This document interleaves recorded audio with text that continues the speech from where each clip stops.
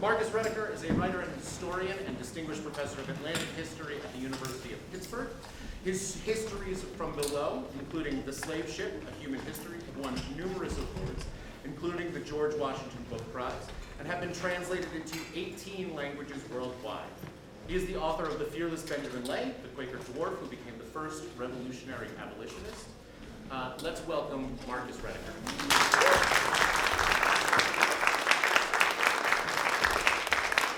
Marcus, thank you so much for allowing us to host the Philadelphia leg of this tour. We've had so much fun having Benjamin Lay in our presence, but you've had him in your presence for much longer. What was your first encounter with Benjamin Lay? Well, I went to graduate school at Penn, and my professor is sitting right there, Michael Tucker. Can't hear you. Okay, I'll speak up. I went to graduate school at the University of Pennsylvania, and while there, in 1981, I first learned about Benjamin Lay, and then probably 15 years later, in working on a book with a friend, Peter Weinbaugh, a book that was published entitled The Many-Headed Hydra, I studied Benjamin Lay, and I read his book, All Slave Keepers That Keep the Innocent in Bondage, Apostates. It's a nearly impossible book to read. It is almost like a hallucinatory stream of consciousness.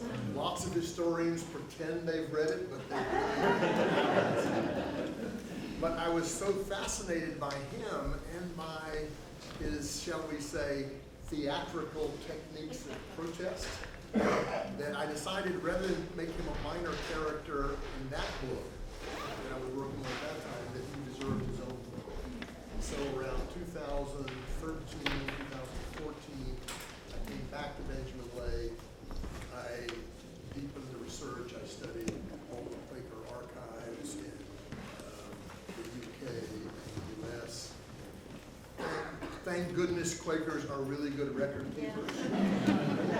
And in Essex, where Benjamin grew up, in the Quaker records there is an entire fat file labeled Benjamin Lay. He was the only person who had his own file, but he caused so many problems that he's very well documented. So I published that book, The Fearless Benjamin Lay, in 2017. Began working with Naomi Wallace on the play very soon after. Published a graphic novel with David Lester a few years later. Now we have the play. Children's book is coming out in October. So I'm on the Benjamin Lay juggernaut. That theatricality, which is so pervasive across his biography, is that what ultimately sort of sparked the idea for putting him on stage? Well, I had worked with Naomi Wallace on a play that she wrote based on a book I wrote, the one you mentioned, The Slave Ship. And I had worked with her as her historical consultant, but not as a co-writer. So when that play opened in 2015, we went to the opening and did a couple of events about our collaboration. And after that, Naomi asked, "What are you writing now?" And I said, "I'm writing a book about someone named Benjamin Lay." And she said, "Who's that?" Like everybody else. And I told her, and the moment I finished, she said, "We're going to write a play about him." And it was the theatricality of his protests that interested her the most. I didn't actually think we would do it. Didn't think it would actually happen. What was that writing process like? How long did it take the two of you working together before you sort of zeroed in on the voice, how he would speak? Right. It took a long time. You may have noticed the language in the play is rather complex. It's 18th century speech, sailor talk, Quaker speak. Benjamin fortunately wrote this book. And the book reads as if it is spoken speech written down, as is frequently the case with people who are self-taught. So we had a pretty good idea of how he sounded. So that helped us a lot to figure out how we wanted to write the play. And I would also also emphasize that that voice was something that we had to really imagine far beyond the examples of his own words. And we do have Benjamin's words in the play. There are probably a dozen places, 10 or 12 places, where what the actor says are things that Benjamin Lay actually wrote. So this was how we came to it. But Adam, one thing I've learned since 2017 is that a play is never actually finished, ever. It's a living document. It's a living organism. So after every reading, we did several workshops with actors in New York, Paris, London. We've done readings of the play, and we always go back and make adjustments. So it's quite different from writing history. Sure. How different is it from sort of the first workshops that you did till now? Well, here we go. Please welcome back to stage.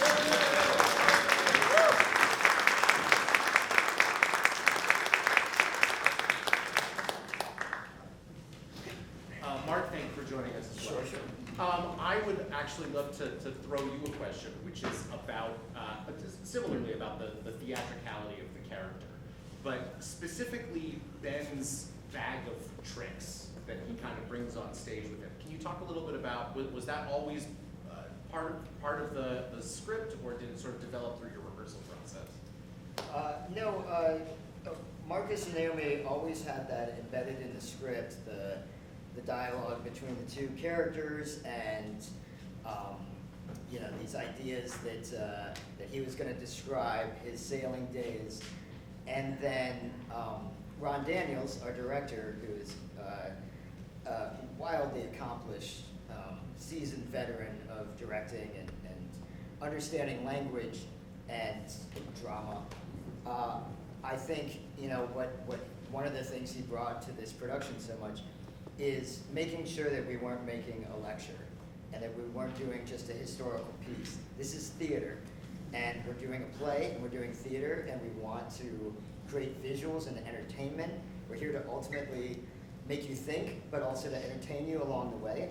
And so those built-in moments that you guys did so brilliantly, I think, come at points that I think, anytime it veers into too much of Ben explaining, he then gets to showing. And we just kind of built those, just played around with how can we make two characters from one actor and do it efficiently. And so we came up with the, sort of back and forth dialogue, and Ron thought throwing in the kite for Benjamin Franklin, which is so hokey, but it's a great action. It's so fun.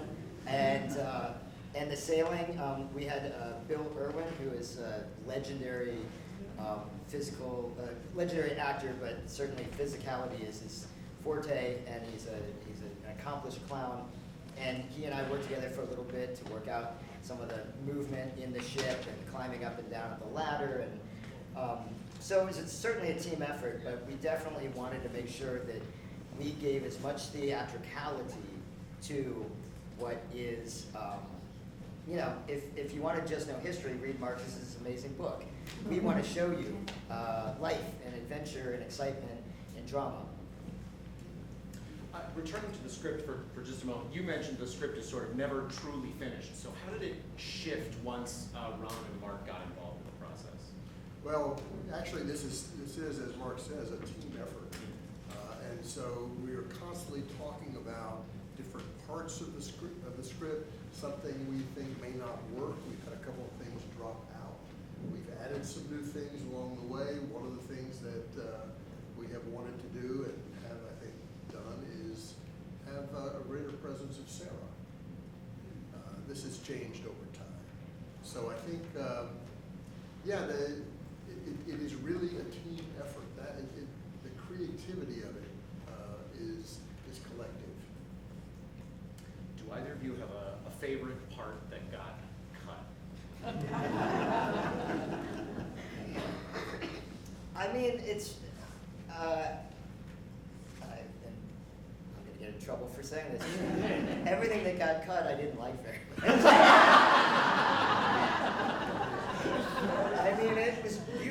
written, but it just didn't work with the tempo and the flow of what we were doing, or it didn't. I'm going to kind of give a little insider information here about Marcus and Naomi, after the London run, added in the whole section about Benjamin down in Barbados in the shop and whipping, going out and lashing at the slaves who had stolen from his shop, and then how Sarah reacted to that, and how it carried with Ben. And what got replaced from that was a really beautiful passage about Ben becoming a vegetarian, or why he became a vegetarian.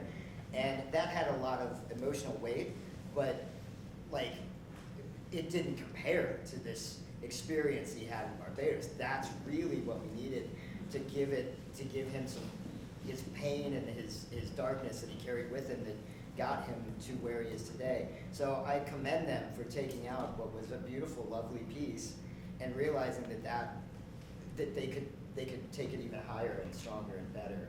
And I think it really helped the piece. There's one cut that I still regret. I think this happened before you came on board, Mark.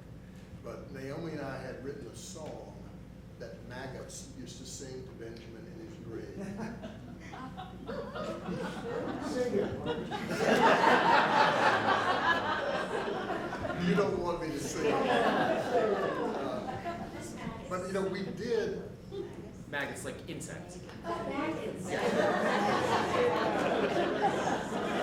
Still miss the maggots after all these We could have had years. little maggot puppets. True missed opportunity. Yeah. Yeah, I hope you saw, Naomi and I from the very beginning wanted there to be a slightly hallucinatory quality to this story. And singing maggots was really but there are lots of other parts that are not realistic, not naturalistic, they're surrealistic.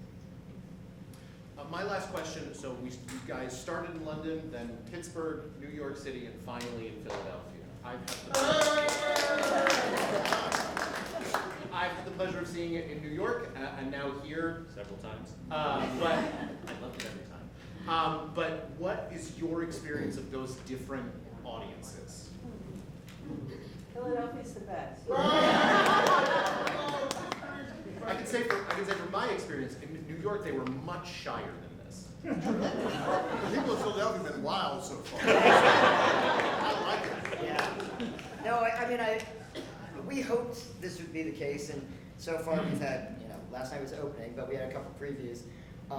We hoped that it would have a different resonance here by it being where Ben was from and it being such a strong Quaker community and such a history with the Quakers in this area. And that is borne out to be absolutely true. I mean, and it just gives a different resonance when when Ben is saying in Pennsylvania, in Penn's Woods, and we are right here. It's not some other place. We are all part of this. We are all culpable, and that really lands here better than it has anywhere else.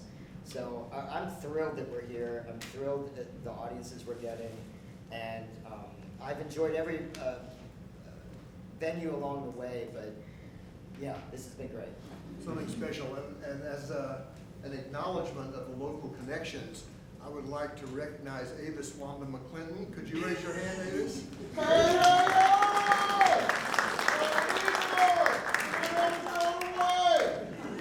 Avis is one of the small group of activists in the Abington Quaker meeting with whom I worked to get Benjamin Lay readmitted to the fold.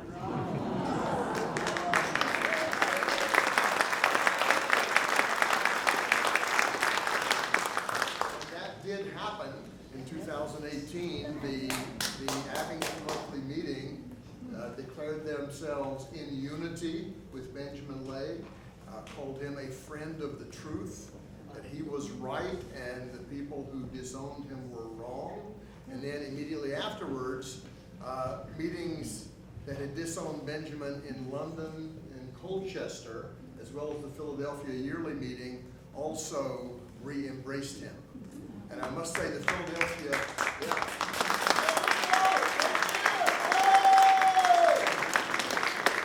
I was especially happy about the Philadelphia yearly meeting because that was the nest of Benjamin's enemies in that time period, the Quakers like John Kinsey, who you met. But Mark is absolutely right. It does have a very special meaning for us here. I have worked with a lot of Quakers on Benjamin Lay, and to me, one of the most touching things that's happened in all of this is the fact that he is now re-embraced in the Quaker community. We've got time for just a couple of questions from the audience, so if you've got a question for our guests, please put a hand in the air, and I will do my best to call on you. Here on the side. Okay, so one or two. Where did the concept to do it as a one-person play come from, as opposed to having other actors? That was a decision that Naomi Wallace and I made very early on for several reasons. One is that we're not aware of any play that has had a little person actor like this featured so centrally and really controlling the play. We wanted that. We also wanted a play that would be highly mobile. In other words, we could stage this play in a prison. We staged this play in a library. We did stage this play last July at the annual meeting of Little People of America, an organization of which Mark was the president for 6 years. And I will tell you, it was one of the most moving experiences of my life to have 200 plus people, many of them with dwarfism, in the room. So this one-person play made it possible for us to do this kind of thing. And it's also a little cheaper for theater. Not my business. Here on the side. Yeah, so you asked about the different audiences in different venues. What about now the timeline of the fact that we have a new administration and the reception and how that feels and what you can do to play with it with audiences? Obviously, many of us were resonating because of that. So how does that feel now? Because it started in London how long ago? So we did it in London in summer of 2023, and the world was different then. You're absolutely right, and this show has found itself to be absolutely, in my mind, the right show at the right time. As an actor, you use all kinds of tricks and things to get you to where you need to go, and many times it's substitution or that sort of thing. If you're thinking of something else, when you're saying this, you're thinking of something else. And I gotta tell you, it's pretty easy when I'm talking about, Leviathan, and I'm talking about bringing King Charles II back to the throne. And then when Ben loses his time frame and thinks of you all as back in the early 1700s, and to think of the people today that are doing the misdeeds, in my mind, that are happening in the world, I get some nice imagery of some people I see, unfortunately, on the front page of the New York Times every day. So it's unfortunately really remarkable to have this mean so much more even in a year and a half. Last night, for the first time, I guess, how many performances have we done? 60, 70? 70, 75. Okay. Yeah. Last night, for the first time, when we got to that portion of the play where Ben says, "I still have my tongue," and then says, "Because a tongue is necessary to say no," the audience interrupted that moment with applause because of where we are right now. That was definitely one example of resonance. Our friend David. I just wanted to say, you're talking about enslaved people. Did it touch you, Mark? When you're talking about Benjamin Lay and he's confronting the religious society of France and this stuff, did it touch you as a human being? Absolutely. Absolutely. Where at? When you went to the bathroom? Where? it touches me every night. I mean, doing the show, it's been interesting to have Benjamin with me in my brain, in my heart, for the past two and a half years, because he's always on my shoulder. I go through life now. We all make decisions throughout the day, hundreds of seemingly innocuous decisions that we think nothing about. Ben now does not let me make decisions without being like, really? Who's that affecting now? And who are today's enslaved people that are being brutalized by the decisions I make by clicking a button on the computer, or filling up my tank of gas, or whatever, buying the foods that I buy. He has absolutely made me so much more present of my own decisions and choices. And I like to say that I'm trying to make changes.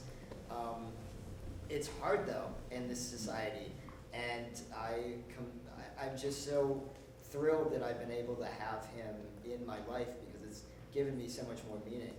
And I can't relate to the devastation that he saw, certainly, because I have not seen that kind of brutality in person. Just wait. Yeah. But You sound like a professor like him. oh man, Marcus can talk for. He can really pick you up and throw you out the door. He could, yeah. But I'm so glad to meet you. Thank you very much. Thank you. Got one more back here.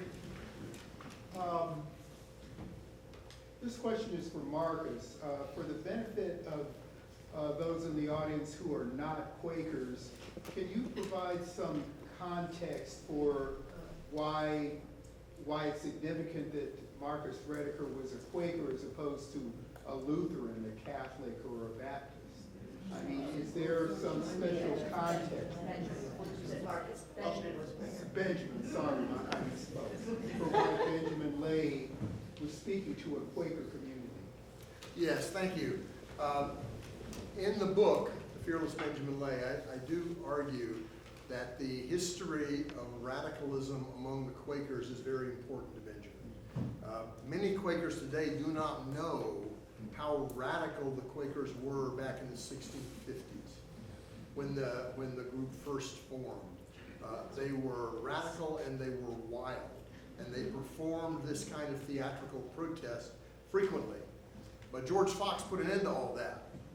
He wanted this group to become more respectable. He kind of waged a battle against the radical free spirits like James Naylor.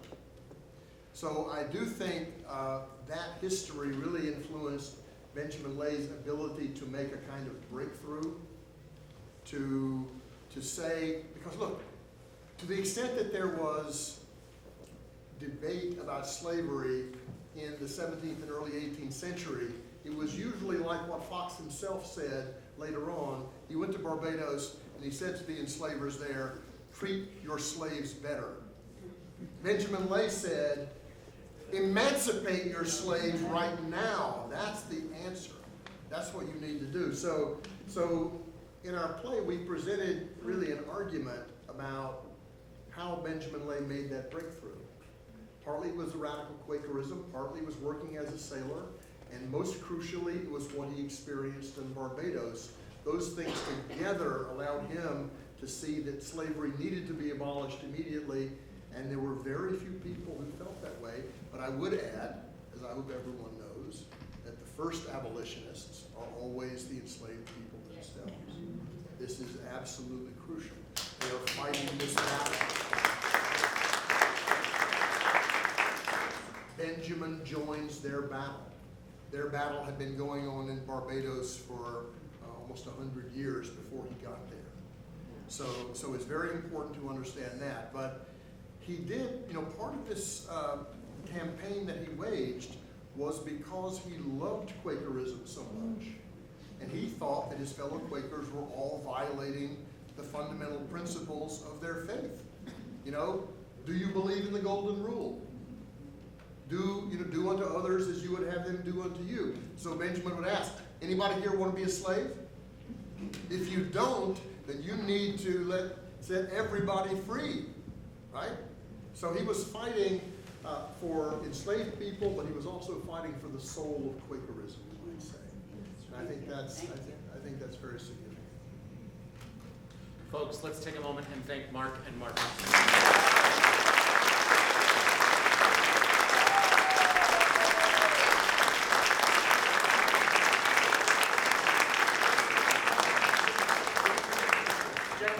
Thank you both so much for taking the time today.